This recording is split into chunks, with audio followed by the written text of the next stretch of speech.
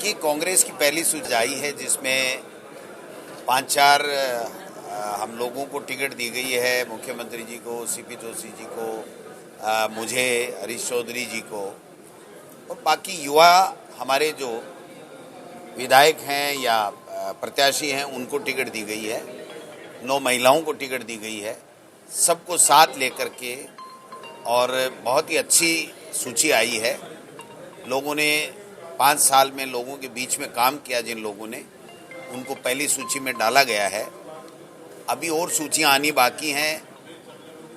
हमारी पार्टी आलाकमान अपनी अपने रणनीति के तहत इन सूचियों को जारी करता है। मुझे उम्मीद है कि जल्दी से जल्दी और सूची भी आएगी। लेकिन कांग्रेस की सूची आई तो पूरे प्रदेश में एक मैसेज गया कि वास्तव में जो लोग काम करते हैं उनकी सूची आई है। और जब भारतीय जनता पार्टी की पहली सूची आई थी तो लोग बात करने लगे कि भाई इनके बारे में तो कभी सुना ही नहीं था। बीजेपी के सामने चुनाव लड़ने वाले 9 लोग जो बीजेपी को नहीं मानते उनकी सूची आई थी, या जो सांसद हैं 8-9 उनकी सूची आई थी, जिनकी न तो उनको खुद को उम्मीद थी न वहाँ के लोगों को उम्मीद थी कि इन लोगों की सूची आएगी। तो ये बीजेपी की जो सूची है वो 2024 में किन के टिकट काटने हैं उनको लेकर के सूची तैयार करके और पहले उनको एमएलए के इलेक्शन में उतारा गया। और हमने जिन लोगों ने काम किया है, जो लोग जनता के बीच में रहे हैं, सरकार की स्कीम को आगे बढ़ाया है, लोगों की दुख दर्द में शामिल हुए हैं, ऐसे लोगों की सूची जारी की है। और मैं उम्मीद करता हूं कि बहुत से योग्य लोग हैं जो तकनीकी कारणों से आलाकमान ने उनको सेकंड लिस्ट में डाला होगा, लेकिन वो भी बहुत योग्य हैं। जल्दी ही वो दूसरी सूची भी आपको देखने को मिलेगी। नहीं, कांग्रेस ने कोई सांसदों को नहीं उतारा। सांसद थे ही नहीं भाई, हमारे तो पूर्व सांसदों को भी नहीं दिया।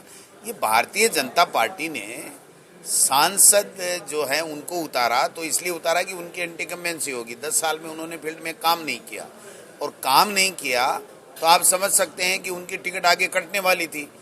तो उनको 3 बार जो बीजेपी हार गई थी उन सीटों पे उम्मीदवार बना दिया कि या तो आप फिर हार जाओ और जीत जाते हो तो ठीक है, नहीं तो फिर हार जाते हो तो कहेंगे आपको किस बात का एमपी, आप तो जाइए अपने घर, आप तो एमएलए नहीं जीते, आप एमपी कैसे लड़ो। तो वो 2024 की तैयारी कर रहे हैं। 2023 भूल चुके हैं, क्योंकि 2023 में राजस्थान की जनता ने कांग्रेस की सरकार वापस रिपीट करने की ठान ली है। जैसे चूरू के जो राजेंद्र राठौड़ है वो अपना क्षेत्र छोड़ रहे हैं, कांग्रेस प्रत्याशी को लेकर के या कांग्रेस के उम्मीदवार आने की सूची को लेकर के? मैं तो पहले ही कह रहा था कि राठौड़ साहब चूरू से नहीं लड़ सकते, क्योंकि उन्होंने चूरू में अपना जो विश्वास था वो खो लिया, लोगों के काम नहीं किए, और लोगों ने मन बना रखा था कि राठौड़ साहब आएंगे तो अब की बार वो सफल नहीं हो पाएंगे।